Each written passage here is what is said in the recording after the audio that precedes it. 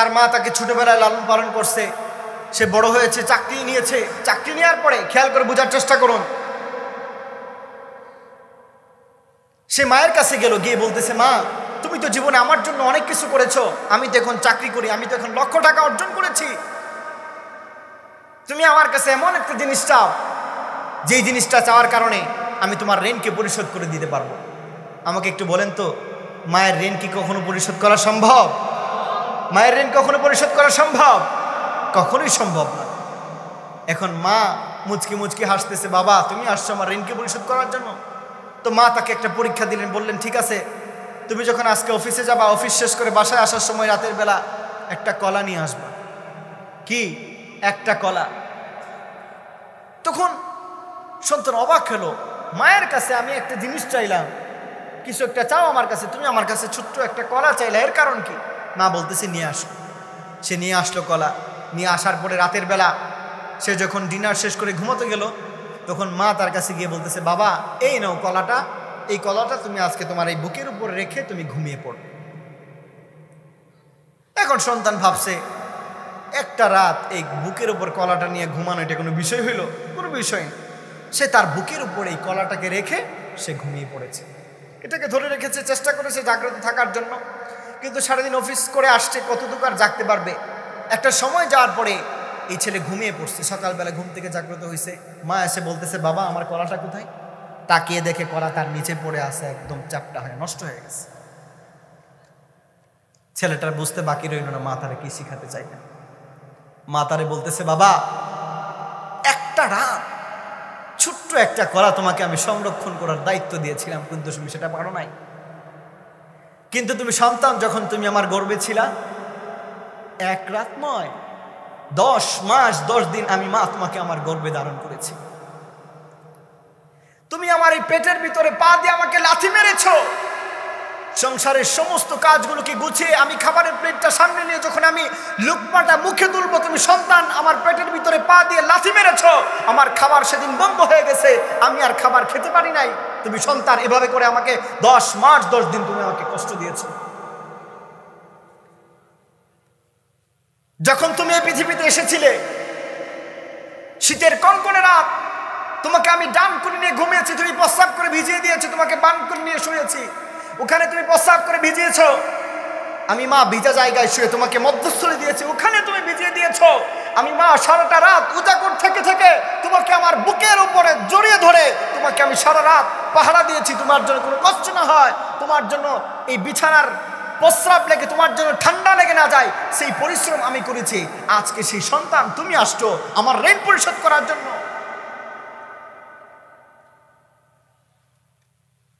সন্তান কাঁদতে আরম্ভ করবে, মা আমার ভুল হয়েছে, আমাকে আপনি ক্ষমা করে দেন। এর জন্য ভাইরা আমার, এই জবান আল্লাহ তাআলা দিয়েছেন মা বাবার সঙ্গে খারাপ আচরণ করার জন্য।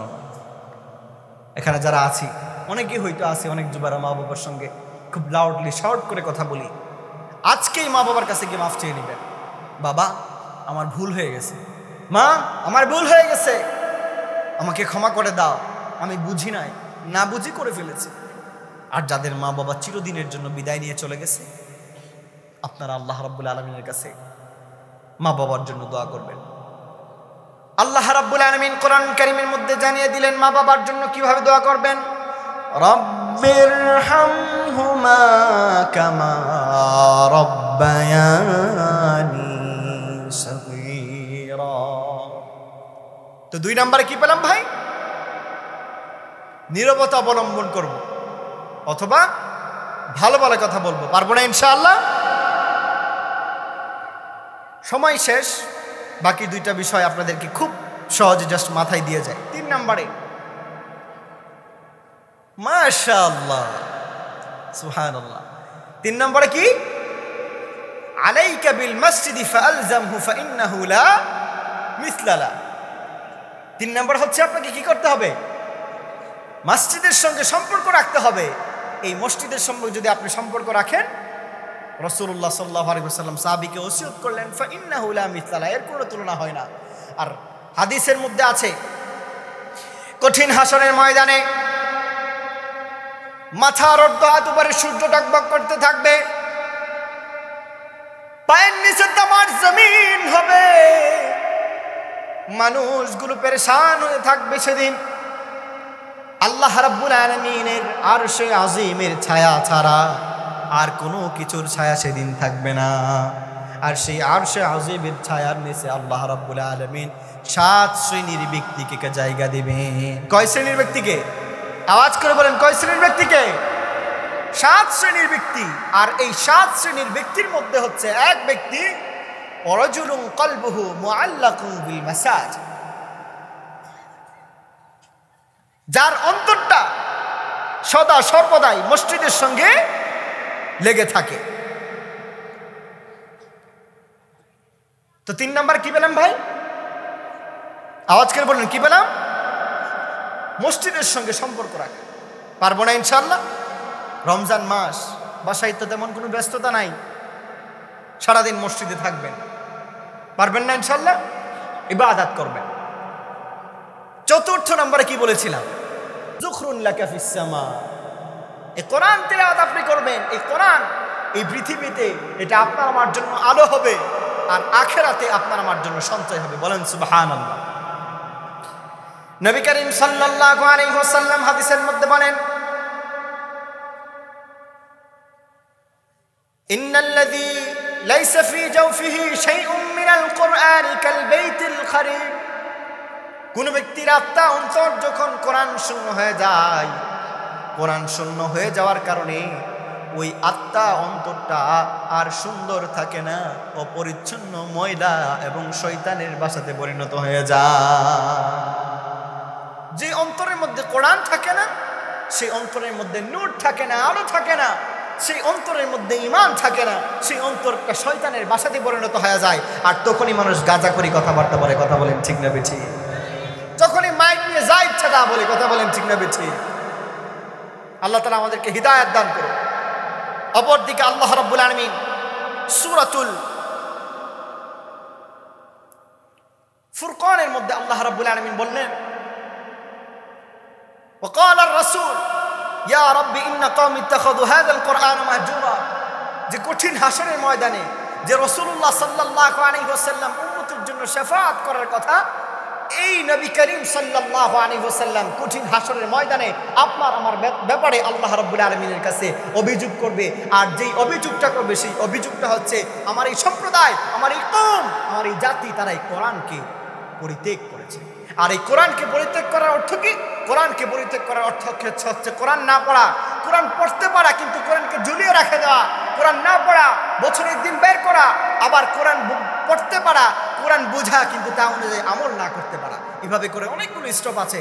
মোট কথা, কোরআন না পড়া, কোরআন না বোঝা, এর অনুযায়ী আমল না করা, এটাই হচ্ছে কোরআন পরিত্যাগ করা। কথা বলেন ঠিক না বেঠিক?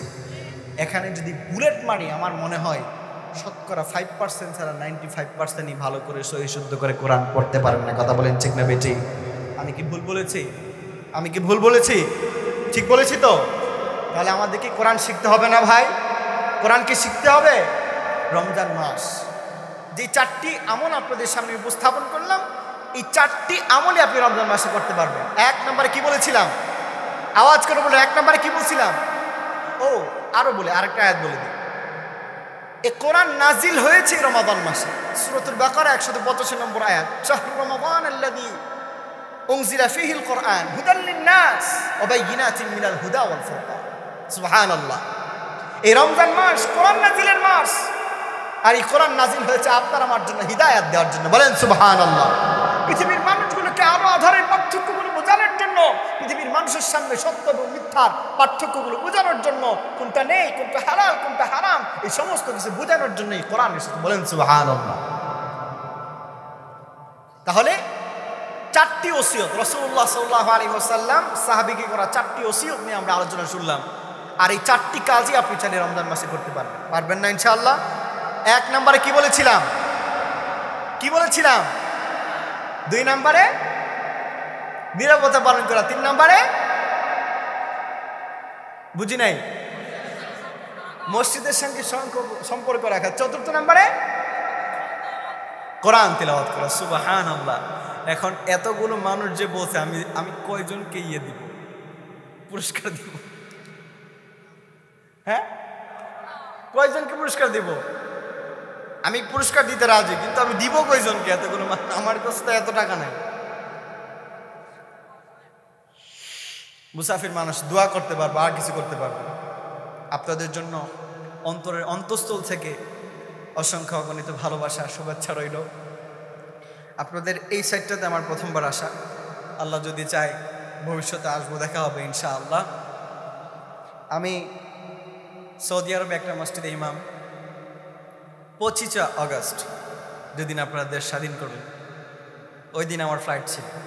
আমি ওই দিন ঠিক বেলা 12টায় বাংলাদেশে ল্যান্ড করেছি।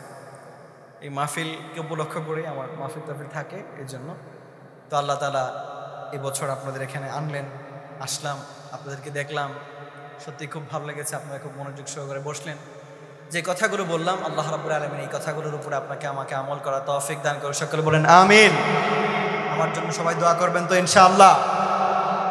আমিও আপনাদের জন্য দোয়া করি।